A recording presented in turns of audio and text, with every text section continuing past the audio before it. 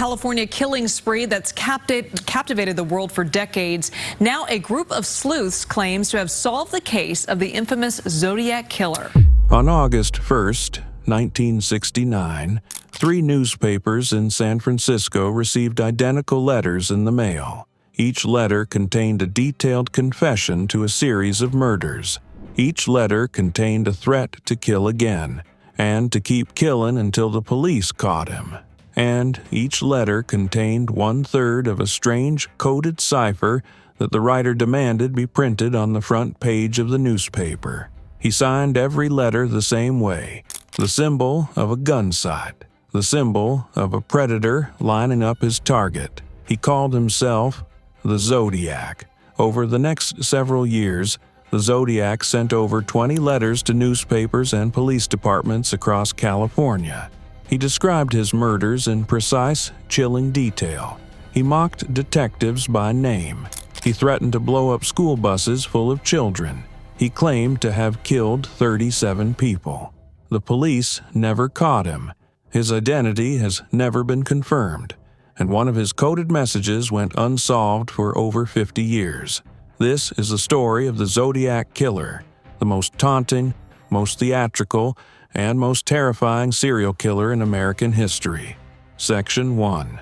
The First Attack. We need to go back to December 20th, 1968, a Friday night just before Christmas. The location, a remote lover's lane called Lake Herman Road, just outside the town of Benicia, California. They think that he was a man living in Tuolumne County the whole time who died just 3 years ago. Reporter Renee Santos on who they now believe was responsible for the Zodiac killings. David Faraday was 17 years old. He was on his very first date with 16-year-old Betty Lou Jensen. They drove out to Lake Herman Road, parked their car, and sat together in the quiet dark the way teenagers do. They had no reason to be afraid. This was a well-known, relatively safe spot. Other couples parked there regularly. Sometime around 11 o'clock at night, someone walked up to their car, shot David in the head at close range, and then chased Betty Lou as she ran from the car. He shot her 5 times in the back. She died in the road, just 30 feet from the car. There were no witnesses. There was no clear motive. Nothing was stolen. There was no sexual assault. David and Betty Lou had no enemies. Police were baffled. This appeared to be a random, cold, calculated execution of 2 completely innocent teenagers. The case went cold almost immediately. Yeah, this group also connects the Zodiac Killer to a 55-year-old murder out of Riverside, California. And we just got off the phone with Riverside police who tell us there isn't a connection. Then, 6 months later, it happened again. July 4th, 1969, Independence Day. Darlene Farron, age 22, and Michael Mageau, 19, were parked at Blue Rock Springs Park in Vallejo, California, just a few miles from the first crime scene. Shortly after midnight, a car pulled up beside them. A man got out, shone a bright flashlight into their faces, and opened fire without a single word. Darlene died at the scene. Michael, despite being shot multiple times, survived by pretending to be dead. Less than an hour after the shooting, the Vallejo Police Department received a phone call. The caller was calm. His voice was flat, almost bored. He said, "I want to report a double murder. If you go 1 mile east on Columbus Parkway, you will find the kids in a brown car. They were shot with a 9mm Luger. I also killed those kids last year." He gave the location precisely. He gave the weapon precisely. He referenced the December murders. And then he hung up. The police traced the call to a phone booth just a few blocks from the Vallejo Police Department itself. He had called from directly outside the police station. It was his first act of deliberate provocation. It would not be his last. Section 2. The letters begin. Those 3 letters arrived at the San Francisco Chronicle, the San Francisco Examiner, and the Vallejo Times-Herald on August 1st, 1969. Each letter described the murders in details that had never been released to the public, details that only the killer could have known. The letters were not the ramblings of a disturbed person seeking attention. They were precise. They were organized. They were written by someone who was intelligent, methodical, and utterly without remorse. The writer gave the newspapers an ultimatum: print the ciphers on the front page, or he would go on a killing rampage, targeting dozens of people over the coming weekend. The newspapers debated. Police debated. Ultimately, they complied. All 3 ciphers were printed. The public was asked to help decode them. Within a week, a high school teacher named Donald Hardin and his wife Betty cracked the first and largest of the 3 ciphers. The decoded message read, in part, "I like killing people because it is so much fun. It is more fun than killing wild game in the forest because man is the most dangerous animal of all." He ended the message by saying he would not give his name because it would slow down the collection of slaves for his afterlife. He believed, apparently, that everyone he killed would serve him as a slave after death. 2 of the 3 ciphers from that first batch were solved. The third, a short 18-character cipher, was not solved for over 51 years. It remained one of the most famous unsolved codes in American history until a team of amateur code breakers finally cracked it in December 2020. Its message: "I hope you are having lots of fun and trying to catch me." He was playing a game, and he wanted everyone to know it. Section 3. Lake Berryessa, the most violent attack. On September 27, 1969, 2 college students, Brian Hartnell, 20, and Cecilia Shepard, 22, were picnicking on the shores of Lake Berryessa in Napa County, California. It was a warm, peaceful Saturday afternoon. A figure appeared at the edge of the trees. He was wearing a black executioner-style hood over his head, a square hood with clip-on sunglasses over the eye holes. On his chest, sewn in white fabric, was a circle with a cross through it, the Zodiac symbol. He was carrying a gun and a length of rope. The man told Brian and Cecilia in a completely calm voice that he was an escaped convict and that he needed their car and money to drive to Mexico. He told Brian to tie up Cecilia with the rope. Then he tied Brian himself. He said, "I'm going to have to stab you people." Brian asked why. The man said, "I need to have experience with killing." He stabbed Cecilia 12 times. He stabbed Brian 6 times. Then he calmly walked to their car, took out a felt-tip pen, and wrote on the car door the dates of all 3 of his previous attacks and the words "by knife" next to today's date. He left them there and walked away. Brian survived. Cecilia died 2 days later in the hospital. Before she died, she was able to describe the attacker to investigators: hood, dark clothing, medium build, calm demeanor, but no face. He had made absolutely sure of that. A fisherman found the 2 victims and called for help. A police officer named Ray Land was among the first responders. As he drove to the hospital, his radio crackled with a report. A payphone call had just come in to the Napa County Sheriff's Office. A man had said, "I want to report a murder." No, a double murder. They are 2 miles north of park headquarters. They were in a white Volkswagen Carmen Ghia. He gave the location. He gave the car. He said, "I am the one who did it." The call was traced to a phone booth in downtown Napa, just 1 block from the police station. Again, he had called from directly outside the police station. Again, this was not coincidence. This was contempt. Section 4. The Stein Murder and the Letter That Should Have Ended Everything. 2 weeks later, on October 11, 1969, the Zodiac struck for the last confirmed time.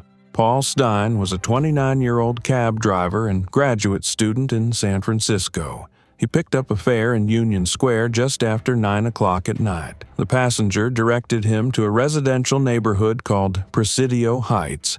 When the cab stopped, the passenger shot Paul Stein once in the head with a .22 caliber pistol. He then wiped down the cab with a cloth, took Paul's wallet, and tore off a piece of Paul's shirt. He walked away into the night, 3 teenagers in a house nearby witnessed the killing and called 911. Police arrived within minutes. An officer broadcast a description: a white male, early 40s, heavy build, wearing glasses and dark clothing, walking north. 2 officers, Donald Fook and Eric Zelms, were patrolling the area. They spotted a man matching the description walking calmly on the sidewalk. They slowed down beside him. He spoke to them through the patrol car window. They drove on. They had received a radio update in the moment, slightly misdescribing the suspect as a black male. They thought this man did not match the updated description. They let him walk away. They had spoken directly to the Zodiac Killer, and they had let him go. Days later, a letter arrived at the San Francisco Chronicle. Inside was a piece of Paul Stein's blood-soaked shirt as proof, and the letter began: "School children make nice targets. I think I shall wipe out a school bus some morning. Just shoot out the front tire plus then pick off the kiddies as they come bouncing out." The city of San Francisco descended into genuine panic. School bus routes were changed. Armed guards were placed on buses. Hundreds of officers were assigned to the case.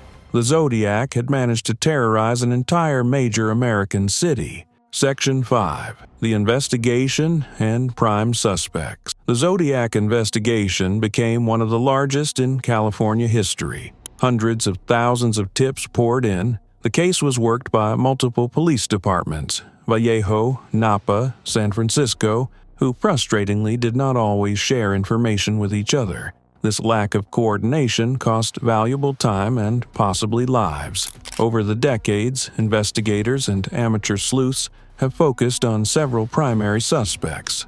Arthur Lee Allen was, for many years, the single most compelling suspect. He was a convicted child molester with a history of violent behavior. He owned a Zodiac brand watch, the same brand and model whose symbol matches the killer's circle and cross logo. People who knew him reported that in the summer of 1969, Allen told them he had fantasized about hunting human beings and calling himself the Zodiac. A handwriting expert found similarities between Allen's handwriting and the Zodiac letters. His home was searched multiple times. He was interviewed multiple times. But DNA samples and fingerprints taken from the Zodiac letters did not match Allen. He died in 1992, never charged. Richard Gaikowski was a journalist and filmmaker. A man named Dennis Kaufman claimed that his stepfather Gaikowski was the Zodiac. Based on home videos and audio recordings he said showed disturbing similarities.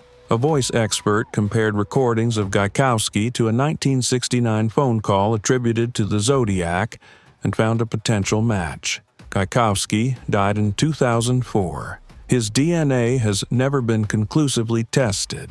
In 2021, a team called the Case Breakers, 40 former law enforcement officials, journalists, and military intelligence experts, publicly announced that they believed the Zodiac was a man named Gary Francis Post, a deceased Air Force veteran and house painter. They cited physical similarities, behavioral evidence, and a claim that an anagram of the Zodiac's final coded message contains Post's full name. The FBI has not officially endorsed this identification. As of today, the Zodiac Killer case remains officially open and unsolved. Section 6. The letters stop. The mystery remains. After the flurry of activity in 1969, the Zodiac's letters became less frequent. The last letter, widely accepted as authentic, arrived in 1974. In it, he praised the film The Exorcist as the best satirical comedy that I have ever seen, and complained that no one was paying him enough attention anymore. He claimed in his letters to have killed 37 people. Police have officially confirmed 5 murders and 2 non-fatal attacks. The gap between his claimed count and the confirmed count has fueled decades of speculation. Were there more victims whose cases were never connected, or was he simply lying to inflate his legend? The victims and their families have never received justice. David Faraday, Betty Lou Jensen, Darlene Ferrin, Cecilia Shepard, Paul Stein, real people with real lives, real futures, real families who were robbed of everything by a man who thought killing was a game. Michael Mageau, who survived the Blue Rock Springs attack, spent decades struggling with the physical and psychological aftermath. In 2009, 40 years later, he finally identified Arthur Lee Allen as the man who shot him from a photo lineup. Allen, of course, was already dead, and DNA evidence had seemingly cleared him.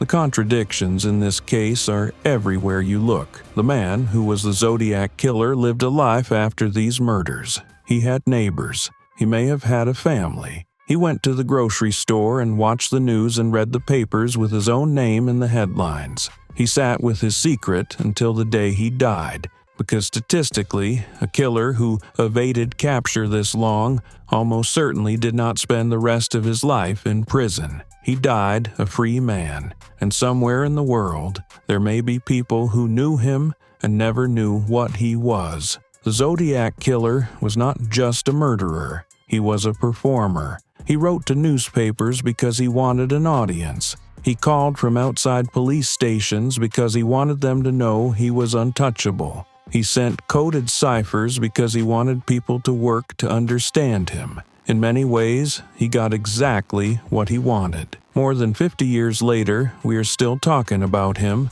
His letters are studied by cryptographers. His ciphers are decoded by teams of international experts. His name is known by millions of people around the world. But here's the thing he did not count on. We remember his victims more. We remember David Faraday, who was on his very first date. We remember Betty Lou Jensen, who ran but couldn't run fast enough. We remember Darlene Ferrin, who left behind a daughter. We remember Cecilia Shepard, who died in a hospital 2 days after fighting to stay alive. We remember Paul Stein, who was just driving his cab home. They deserved justice. They never got it, and that is the real tragedy of this case. So tell me, do you think the Zodiac was ever identified? Arthur Lee Allen?